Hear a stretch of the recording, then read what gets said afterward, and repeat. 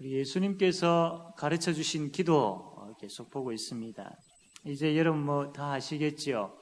이 주기도문은 크게 하나님과 관련된 기도의 제목, 사랑과 관련된 기도의 제목, 하나님과 관련된 기도의 제목은 하나님의 이름이 그렇게 여김을 받기를 원합니다.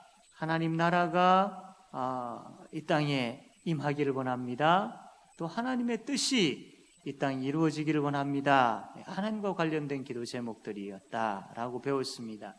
그리고 사랑과 관련된 기도 제목이죠. 하나님 우리에게 일용할 양식을 주십시오 라고 기도해야 됐고, 그 다음에 지난주에 배웠던 하나님 우리 죄를 용서해 주십시오, 여기까지 우리가 배웠습니다.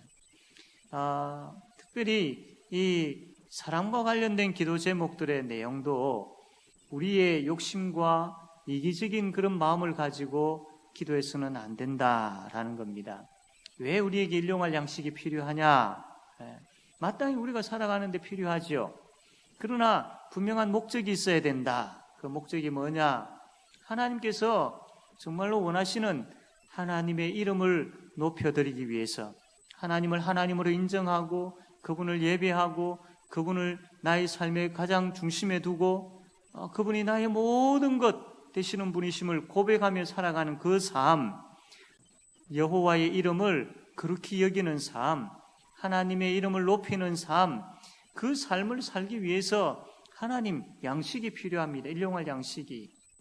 그리고 하나님 나라를 이 땅에 세우는 그 일들을 위해서 하나님 건강이 필요합니다. 건강이. 그리고 하나님의 뜻이 이 땅에서 이루어져야 되지 않겠습니까? 그 뜻을 이루는 삶을 하나님 제가 살기를 원하는데 그 삶을 살기 위해서 물질이 필요하고 시간이 필요합니다. 그래서 일용할 양식을 구해야 된다라는 거죠. 또 한 가지, 하나님의 이름을 그렇게 여기기 위해서, 하나님을 예배하기 위해서, 정말로 참된 예배자로 살아가기 위해서, 그리고 하나님 나라가 이 땅에 확장되어져 가는데 그 일의 도구로 사용되어지기 위해서 하나님의 뜻이 이 땅에서 그대로 이루어지는 그 일에 하나님의 장중에 붙들려 가지고 하나님의 그 도구로 사용되어지기 위해서는 하나님 죄가 없어야 되겠습니다. 죄 가운데 있으면서 어떻게 내가 그런 일들을 할 수 있겠습니까?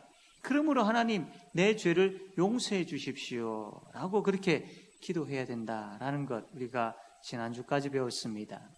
오늘은 이 예수님께서 가르쳐 주신 기도 가운데 우리 죄를 사하여 주십시오라는 이 부분들을 한 번 더 살펴보려고 합니다. 우리가 우리에게 죄 지은 자를 사하여 준 것 같이 우리 죄를 사하여 주옵소서라는 기도 제목이지요. 지난번에 우리가 배웠지요. 죄는 크게 두 가지로 볼 수 있다고 했습니다. 첫 번째가 무슨 죄라고 했습니까? 원죄. 아담이 죄를 지었고 그 죄가 계속해서 이어지는 것. 그래서 우리는 죄인으로 태어나게 되어진 바로 그 죄, 이 원죄가 있습니다. 이 원죄는 예수님을 믿음으로 말미암아 그 예수님의 십자가 보혈의 피공로로 말미암아 깨끗하게 씻음 받게 되어지죠. 예수 믿는 사람만이 이 원죄를 해결할 수 있습니다. 예수 믿는 사람에게만 이 원죄에 대한 용서가 주어집니다. 예수 믿지 않는 사람은 결코 이 원죄를 용서받을 수 없습니다. 그래서 예수 믿지 않는 사람은 죄 용서받을 수 없고 구원받을 수 없고 천국 갈 수 없습니다. 그러나 예수 믿는 사람은 이 원죄를 용서받고 구원받아 천국 가게 되어지는 거죠. 우리가 가지고 태어났던 그 원죄가 다 예수 믿음으로 말미암아 해결되어진 줄로 믿으시길 바랍니다. 이게 구원의 확신입니다. 이게 분명해야 됩니다. 여기서 흔들리면 안 됩니다. 이건 흔들려야 될 부분들이 아닙니다. 확신을 가지셔야 됩니다. 내가 아담의 그 죄 이후에 이 원죄로 태어난 죄인일 수밖에 없고 죽은 자리에 있었던 나였지만 예수 믿음으로 말미암아 그 앞에서 내가 이 원죄에 대한 죄 용서를 구하고 그분이 나의 이 원죄를 용서해 주심으로 말미암아 내가 구원받은 백성이 되었다라는 확신을 가지셔야 됩니다. 그러나 우리가 이 원죄의 문제는 해결되어졌지만 죄의 본성을 가지고 있는 우리 연약한 죄인이기 때문에 이 땅을 살아가는 가운데에, 물론 나중에 예수님께서 재림하실 그때에 우리의 모든 원죄뿐만 아니라 지금도 짓고 있는 모든 자범죄의 문제까지도 다 해결되어집니다. 그러나 그때까지는 우리가 이 땅을 살아가는 가운데에 계속해서 이 자범죄가 우리에게 있습니다. 계속해서. 물론 이 죄들이 점점 줄어가게 되죠. 물론 이 죄가 더욱더 많이 싫어져 가게 되어지죠. 그래서 점점 우리는 죄를 멀리하게 되어질 것입니다. 그러나 계속 여전히 우리는 죄 가운데 있습니다. 그래서 예수님께서 가르쳐 주신 기도를 통하여서 죄 용서를 구하라라고 하신 것은 바로 이 자범죄, 지금 우리가 이 땅을 살아가는 가운데 짓고 있는 이 죄, 이것을 용서를 구하라라고 그렇게 가르치셨던 것이죠. 자, 그런데 오늘 이 말씀 보면 늘 우리가 좀 의문을 가지고 있는 부분들이 있죠. 그냥 우리 죄를 사하여 주시옵고라고 하면 되는데 앞에 부분에 뭔가가 있습니다. 우리가 우리에게 죄 지은 자를 사하여 준 것 같이라는 이 말씀이 있습니다. 그러면 이 말씀이 참 오해하기 쉬운 게 뭐냐면, 하나님, 내 죄를 용서해 주시는데 내가 저 사람의 죄를 용서해 줬지 않습니까? 요거 보시고 내가 저 사람의 죄를 용서해 주었으니까 하나님, 내 죄도 용서해 주셔야지요. 이렇게 오해할 수 있다라는 겁니다. 하나님, 내 한번 보십시오. 저를 한번 보시고요. 내가 어떻게 했는지 잘 아시잖아요. 저 사람이 나에게 그렇게 잘못했음에도 불구하고 내가 다 눈 감아 주었고 내가 다 없던 걸로 해주었고 내가 다 용서해 주었습니다. 하나님, 내가 이렇게 했는데 그러면 하나님, 내 했던 그 행위들, 내가 저 사람을 용서해 주었던 그거 보시고 하나님, 내 죄도 용서해 주셔야죠. 내가 이렇게까지 했는데 하나님, 내 죄 용서 안 해주면 그거 안 되지요. 하나님 용서해 주셔야지요. 마치 이렇게 오해할 수 있는 그런 내용이다라는 겁니다. 정말 그런 의미일까요? 예수님께서 그런 의도로 그렇게 죄 용서를 구하라라고 그렇게 가르쳐 주셨을까요? 그렇지 않다라는 겁니다. 우리 교단에, 우리 고신교단에서 몇 가지 아주 중요하게 여기는 이 교리문답서라는 것이 있습니다. 특별히 우리가 주일마다 예배드리는 사도신경 고백하는 것, 사도신경 고백 있죠? 이것이 굉장히 우리가 중요하게 여깁니다. 그리고 들어보셨을 거예요. 웨스트민스터 신앙고백서. 과거에 우리가 한번 수요일날 한번 쭉 보았죠. 웨스트민스터 신앙고백서 있고요. 또 한 가지 우리 고신교단에서 중요하게 여기는 고백서가 있는데 하이델베르크 고백서라고 있습니다. 좀 어렵죠. 독일에 있는 하이델베르크라는 그 지역에 예배당이 있습니다. 그 하이델베르크라는 이름을 해가지고 하이델베르크라는 신앙 고백서가 있는데 여기에 보니까 이 부분에 대해서 이렇게 이야기를 하고 있습니다.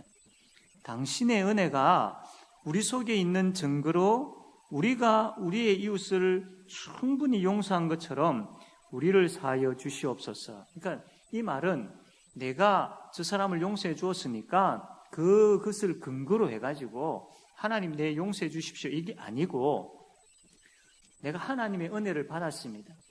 그 은혜가 너무 커가지고 저 사람을 내가 용서하지 아니할 수 없게 되었습니다. 그래서 내가 그 하나님의 은혜 때문에, 내가 받은 하나님의 은혜 때문에, 내가 받은 그 하나님의 용서 때문에 내가 저 사람을 용서할 수밖에 없게 되었습니다. 충분히, 기꺼이 정말 내가 그 사람을 용서할 수밖에 없었습니다. 하나님, 이처럼 내가 이 사람을 충분히 용서한 것처럼 하나님, 나를 용서해 주십시오. 이 대가나 조건이나 이런 부분들이 아니고 하나님, 내가 정말 이 사람 하나님으로부터 내가 은혜를 받아서 그 은혜로 인하여 이 사람을 용서해 줬는데 그것처럼 하나님 나도 용서해 주십시오 라고 예수님께서 우리에게 그렇게 기도하라라고 가르치고 있는 겁니다. 조금 더 이제 좀 풀어서 설명을 하면 이렇습니다. 우리는 다른 사람을 용서할 수 있는 그런 존재가 아닌 거죠. 용서의 근거를 내가 누구를 용서한다 이거를 나의 어떤 너그러움이나 나의 어떤 윤리적이고 도덕적인 어떤 그런 착함이나 이런 데서 찾으려고 하면 안 됩니다. 예수 안 믿는 사람들도 다 용서하고 없던 걸로 하고 막 그렇게 하잖아요. 그러나 그것은 물론 겉으로 보기에는 용서이고 화해인 것 같지만 실제적인 참된 용서가 될 수 없습니다. 왜냐하면 그들에게는 하나님의 용서가 없기 때문이죠. 예수 안 믿는 사람들에게는 하나님의 용서가 없는 거예요. 그래서 참된 용서가 뭔지를 모릅니다. 진짜 용서가 뭔지를 모르는 사람들이 어떻게 진짜 용서를 할 수 있겠습니까? 그러나 우리는 다르죠. 우리도 물론 동일하게 예수 믿기 전에는 예수 안 믿는 사람들과 똑같이 내가 용서한다 말은 하지만 진짜 용서가 뭔지 모르는 사람이고 참된 용서를 못했던 사람들이에요. 그러나 우리가 예수를 믿고 난 다음에 용서가 뭔지를 알게 되었습니다. 용서를 맛보게 되었어요. 용서를 누리게 되었어요. 용서라는 것을 가지게 되었어요, 우리가. 그래서 용서를 만지게 되어지고 느끼게 되어지고 누리게 되어지고 그 용서를 즐기게 되었어요. 용서가 너무나도 감사하고 복된 것이다라는 것을 알게 되어진 거예요. 그래서 그 용서를 가지고 이제는 다른 사람들을 용서하게 되었다라는 겁니다. 에베소서 4장 32절 말씀 보니까 이런 말씀이 있습니다. 서로 친절하게 하며 불쌍히 여기며 서로 용서하기를 하나님이 그리스도 안에서 너희를 용서하신 것 같이 하라라고 했습니다. 그러니까 앞에 부분 보니까 서로 친절하게 하고 서로 불쌍히 여기고 서로 용서해라. 용서해라. 왠 줄 아느냐? 하나님이 너희를 용서했기 때문이다. 이 이야기를 지금 하고 있는 겁니다. 너희들이 서로 친절하고 불쌍히 여기고 용서해야 된다. 그런데 이것을 하기에 앞서서 너희들이 먼저 확인해야 될 것이 있다. 그게 뭐냐면 하나님이 너희들을 용서했다라는 것을 확인해라. 그 확인이 있어야 너희들이 서로 친절하고 불쌍히 여기고 서로 용서할 수 있다. 이것을 에베소서에서 말씀을 하고 있는 겁니다. 즉 다시 이야기하면 우리가 용서할 수 있는 존재가 아니었음에도 불구하고 용서를 가지게 되었어요. 받았어요. 그렇다면 우리가 다른 사람도 용서할 수 있는 존재가 된 거예요. 그런데 쉽지가 않습니다. 잘 안 되죠. 감정의 상함이 있고 또 그 사람이 나에게 한 것에 대해서 생각하면 이거는 정말로 용서하기 싫고 이게 쉽지 않아요. 자존심의 문제도 있고 쉽지 않아요. 그때에 이 에베소서 말씀이 그게 잘 안 된다. 안 되지만 그러나 너희들이 먼저 확인해야 될 것이 있다. 하나님이 예수 그리스도 안에서 너희들을 어떻게 용서했는지 그거 확인해 보아라. 그거 생각해 보아라. 너희 속에 있는 용서가 어떤 용서인지 보아라라는 겁니다. 그것을 보고 확인하고 깨닫게 되어지면 용서할 수 있게 되어지는 거죠. 그것도 기꺼이 용서할 수 있게 되어지는 겁니다. 물론 연약한 인간이기 때문에 억지로 용서하는 것으로 시작될 수 있습니다. 마지못하여서 하기 싫은데 용서하는 것 되어질 수 있습니다. 그러나 이것으로 끝나지 아니하고 정말로 진실로 용서하게 되어진다라는 거예요. 그 이야기를 지금 하고 있는 거지요. 그렇기 때문에 정말로 이 용서해야 될 그 사람 앞에 내가 용서해야 될 그 사람 앞에 서게 되어질 때에 만나게 되어질 때에 대하게 되어질 때에 그 현재에 있던 상황과 그 사람과 나와의 관계만 생각하면 정말로 용서하는 것이 어렵습니다. 그러나 정말로 하나님이 나를 향하여서 해주셨던 그 용서를 깊이 생각하게 되어진다는, 정말 깊이 생각하게 되어진다는, 단순하게 예수님이 날 위해 십자가에 못 박혀 돌아가셨지, 예수님이 날 구원해 주셨지, 하나님이 날 용서해 주셨지, 단순한 이 지식적으로만이 아니고 정말로 깊이 묵상하고 깨닫게 되어지면, 그 하나님의 용서를 깨닫게 되어지면 이 땅에 용서 못할 사람이 없다라는 겁니다. 예수님께서 예를 들어가지고 설명을 하셨습니다. 우리가 잘 알고 있는 그 내용이죠. 어느 임금에게 종이 1만 달란트 빚을 졌습니다. 그 주인이 종을 불러가지고 빚 갚으라고 하죠. 너가 할 수 있는 건 다 해가지고 이 빚 갚아라. 종이 갚을 길이 없습니다. 감옥에 넣어라. 빚 갚을 때까지 감옥에 넣어라. 그 종이 살려달라. 내가 어떻게 해서라도 갚아볼 테니까 살려달라. 그런데 1만 달란트라는 빚은 갚을 수 있는 빚이 아닙니다. 전에도 한번 이야기한 것처럼 한 계산을 해보니까 약 3조 1만 달란트 계산은 3조 이상이 되는 돈이었습니다. 그래서 그 주인이 불쌍해가지고 그냥 탕감해 주었어요. 탕감. 안 갚아도 된다라고. 그 종이 얼마나 기분이 좋겠습니까? 3조의 빚을 탕감을 받았습니다. 기분이 너무 좋아가지고 이제 나온 거예요. 나오다가 보니까 자기 친구를 만난 겁니다. 그 친구가 자기에게 빚이 진 게 있거든요. 그 100데나리온. 우리나라 돈으로 하면 한 700만 원 정도. 그 빚을, 그래서 종이 그 친구 만나가, 너 나한테 700만 원 빚졌지, 갚아. 그 친구가 미안하다. 내가 지금은 어렵고 안 된다. 내가 좀 이따 내가 갚을게. 미안하다. 못 갚겠다라고 이야기를 하니까 그 친구 감옥에 가둬넣어버린 거예요. 이 소식을 들었던 주인이 그 종을 다시 불러가지고 다시 감옥에 넣어버리죠. 그러면서 하는 이야기가 뭔 이야기를 하느냐면, 내가 빌기에 내가 내 빚을 전부 탕감하여 주었거늘 내가 너를 불쌍히 여김과 같이 너도 내 동료를 불쌍히 여김이 마땅하지 아니하냐, 이 이야기를 하는 겁니다. 너가 불쌍해가지고 내가 그 많은 돈을 탕감해 주었는데 너 친구가 정말 보잘것없는 조금밖에 안 되어지는 그 빚 그거 안 갚는다고 너가 그 친구를 감옥에 넣었단 말이냐. 내가 너를 불쌍히 여긴 것 같이 너도 그 친구를 불쌍히 여겨야 되는 것이 마땅하지 않느냐, 이 이야기를 하는 거예요. 그 3조하고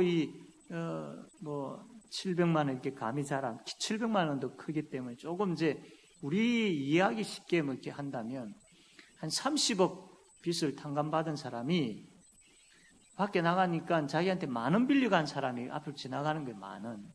그 10,000원 안 갚는다고 경찰서에 이게 고발해 넣는 이 상황인 겁니다. 지금 이게. 여기에 대해서 이제 예수님께서 이야기를 하시는 거죠. 그러면서 이제 예수님께서 마무리하여서 어떤 말씀을 하시냐면, 너희가 각각 마음으로부터 형제를 용서하지 아니하면 나의 하늘 아버지께서도 너희에게 이와 같이 하시리라. 내가 그렇게 너를 용서해 줬는데, 탕감시켜 줬는데, 30억이나 되어지는 그 돈을 탕감시켜 줬는데 꼴랑 그 많은 너에게 빚진 사람 그 탕감 안 해주느냐, 이 이야기야. 그러면 나도 너를 용서하지 않겠다. 그래서 감옥에 넣어버리게 되어지. 그러면 나도 너를 용서하지 않겠다. 지금 이 이야기를 하고 있는 거예요. 사랑하는 성도 여러분, 이미 우리는 1만 달란트 빚 탕감을 받은 사람들입니다. 그러면 우리가 용서해야 될 사람은 100데나리온 우리에게 빚진 자이지요. 하나님으로부터 1만 달란트의 용서를 받은 우리가 우리에게 100데나리온 빚진 사람 그거 용서 못하겠습니까? 30억이나 되어지는 그 용서를 받은 우리가 많은 빚진 사람 용서 못하겠습니까? 그거 아니죠. 하나님으로부터 용서받은 사람 마땅히 용서할 수 있어야 돼. 그것도 흔쾌히 용서할 수 있어야 되지. 우리는 간혹 우리에게 빚진 자들만 생각하지 우리가 어떤 빚을 탕감받았는지를 잘 생각지를 않는 경우들이 참 많이 있습니다. 저 사람이 나에게 잘못했지, 저 사람 나를 힘들게 했지, 저 사람 나를 아프게 했지, 이런 생각들을 우리가 참 많이 가지는데 이것보다도 참 내가 하나님 앞에 그것보다도 더 엄청난 죄를 지은 자인데 그 죄를 용서받았다라는 것에 대해서 우리가 잘 생각지를 못하고 있다라는 겁니다. 우리는 하나님의 그 용서에 우리가 집중할 수 있어야 됩니다. 하나님의 은혜가 얼마나 큰 것인지를 집중할 수 있어야 됩니다. 그것이 얼마나 복된 것인지를 집중할 수 있어야 됩니다. 우리가 계속해서 하나님께서 우리에게 들려주시는 그 말씀을 통하여서 하나님이 어떤 분이시고 그분이 우리에게 어떤 은혜를 베푸셨고 그 은혜가 얼마나 복되고 놀라운 것인지를 계속 받아들여야 되고 계속 우리의 마음에 심어야 되고 계속 그 말씀 앞에 아멘 해야 되고 계속 우리는 그 말씀을 먹어야 됩니다. 그럴 때에 우리가 그 풍성한 은혜로 인하여서 정말로 우리에게 잘못한 것에 대해서 너무나도 작게 보이게 되어질 뿐만 아니라 충분히 용서할 수 있는 그런 마음이 생기게 되어진다라는 겁니다. 사랑하는 성도 여러분, 우리는 그 은혜와 사랑이 얼마나 크고 복된 것인가를 깊이 깨달아 알아야 되고 기꺼이 감사함으로 우리를 향하였던 그런 사람들을 향하여서 용서할 수 있어야 됩니다. 이것이 바로 우리가 용서받았다라는 증거이지요. 저 사람이 나를 해하고 힘들게 했을 때 내가 그 사람을 용서한다라는 것은 내가 하나님으로부터 용서를 받았다라는 증거입니다. 하나님으로부터 용서받지 못한 사람은 진심으로 그 사람을 용서할 수가 없습니다.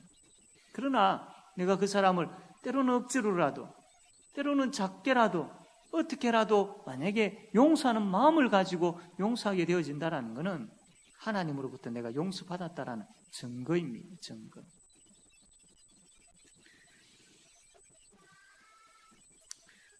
이렇듯 우리가 우리의 이웃을 충분히 용서한 것처럼 우리를 용서하여 주십시오라고 그렇게 기도하라라고 예수님께서 가르치셨습니다. 또 한 가지 여기에 대한 의미는 우리라는 단어가 계속 나오죠. 여기에 보면 우리라는 말이 나옵니다. 우리가 우리에게 죄 지은 자를 사하여 준 것 같이 우리 죄를 사하여 주시었고 이 이는 교회 공동체를 이야기하는 거죠. 그래서 교회 공동체 안에는 서로가 서로를 용서하는 것이 있어야 됩니다. 서로가 서로에 대한 죄를 용서하는 것이 있어야 됩니다. 하나님 앞에서 우리의 죄가 용서받는 것이 있어야 되고 우리가 우리끼리 서로 용서하는 것도 있어야 됩니다. 왜냐하면 만약에 우리 서로에 대해서 용서가 없으면 화평이 이루어지지가 않지 않습니까? 용서가 없으면 미움이 있게 되어지고 용서가 없게 되어지면 거기에 불화가 생기게 마련입니다. 여러분 생각해 보십시오. 그 가운데서 어떻게 하나님을 예배할 수 있겠습니까? 그 가운데서 어떻게 이 땅에 하나님 나라가 확장되어져가는 그 일들을 할 수 있겠습니까? 용서가 없는데 어떻게 하나님의 뜻을 이 땅에 이루는 그 일에 우리가 동참할 수 있겠습니까? 안 되지요. 없지요. 그래서 이 교회 공동체 안에 서로 용서함이 있어야 된다라는 그런 의미도 여기에 포함되어져 있는 것입니다. 우리가 서로 용서해야 될 것은 이유는 우리가 도덕적으로 또 윤리적으로 깨끗하고 거룩하기 때문이 아니라 용서 안 하면 뭔가 찝찝하고 그런 차원이 아닌 거예요. 앞에서 이야기한 것처럼 하나님이 나를 용서해 주신 그 용서가 얼마나 큰 것인지를 깨달아 알기 때문에 용서해야 되고 그 용서함을 통해서 나도 하나님으로부터 용서받았다라는 그 증거가 나타나야 되기 때문이고 또 여기서 말하는 것처럼 우리가 서로 용서함을 통하여서 정말로 교회가 화평을 이루며 건강하게 되기 때문인 것이죠. 그리고 교회가 하나님께서 맡기신 그 사역들을 하나님의 이름을 그렇게 여기고 하나님 나라를 확장시켜 나가고 하나님의 뜻을 이 땅에 이루는 그 놀라운 그 귀한 사명을 이루기 위해서는 서로가 서로를 용서함이 있어야 된다라는 것. 그렇기 때문에 중요한 것. 용서해도 되고 안 해도 되고 내 감정에 따라서 내 하고 싶은 것에 따라서 해야 할 것이 아니라 이것을 생각할 때 내가 용서하지 아니하면 내가 하나님으로부터 용서받지 아니하는 자다라는 두려움을 가져야 됩니다. 내가 용서하지 아니하면 하나님께서도 나를 용서하지 아니하실 수 있다라는 두려움을 가져야 됩니다. 내가 용서하지 아니하면 교회가 정말로 하나님의 나라의 그 사명을 이루는 그 일들을 하지를 못한다라는 그 생각들을 가져야 됩니다. 그래서 그만큼 용서가 중요하고 그만큼 용서가 꼭 있어야 되는 것이죠. 사랑하는 성도 여러분, 우리는 평생 하나님으로부터 용서받아야 될 사람입니다. 그래서 예수님께서 가르쳐 주신 이 기도는 평생 우리가 해야 돼요. 우리 예수님 재림할 때까지 평생 해야 됩니다. 또 한 가지 우리는 평생 용서해야 될 사람들입니다. 용서해. 왜? 용서받았기 때문이고 교회가 든든하게 세워지기 위해서입니다. 그래서 우리가 계속 이 기도를 하면서 나는 하나님으로부터 평생 용서받아야 될 사람이야. 나는 평생 참 서로에게 용서해야 될 사람이다라는 것을 깨닫고 용서의 사람으로, 용서받는 사람으로 하나님 앞에서 복되고 아름답게 세워져가는 우리 모두가 되어지기를 바랍니다.